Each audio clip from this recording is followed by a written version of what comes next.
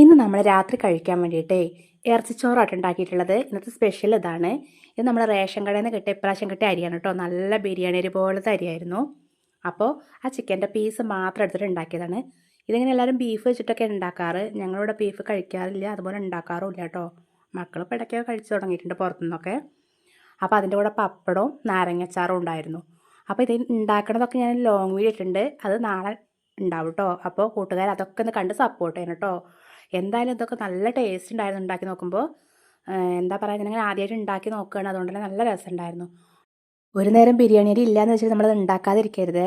ഈ പച്ചരി ഇപ്രാവശ്യത്തെ ഈ ഒരു പച്ചരി നല്ല അരിയായിരുന്നു കേട്ടോ, അതുകൊണ്ട് തന്നെ നല്ല രസമുണ്ടായിരുന്നു. അപ്പം ഇങ്ങനെയൊക്കെ എല്ലാവരും ഒന്ന് ട്രൈ ചെയ്ത് നോക്കണം കേട്ടോ. നമ്മുടെ വീട്ടിലുള്ള സാധനങ്ങൾ വെച്ചിട്ട് നമുക്ക് ഇങ്ങനെയൊക്കെ ഉണ്ടാക്കി നോക്കാം. അപ്പം ഇനി ഇവർക്കൊക്കെ ഒന്ന് കൊടുത്ത് നോക്കട്ടെ, മക്കളുടെയും രാജേൻ്റെയൊക്കെ അഭിപ്രായം എന്താണെന്ന് അറിയട്ടെ. അപ്പോൾ വീഡിയോ ഇഷ്ടപ്പെട്ട എല്ലാവരും സപ്പോർട്ട് ചെയ്യണം കേട്ടോ. അതുപോലെ തന്നെ സന്തോഷം പറയാനുള്ളത്, എനിക്ക് 1K ആയിട്ടുണ്ട് കേട്ടോ സബ്സ്ക്രൈബേഴ്സ്. അതുകൊണ്ട് തന്നെ എല്ലാവരും ഇനിയും സപ്പോർട്ട് ചെയ്യണം കേട്ടോ.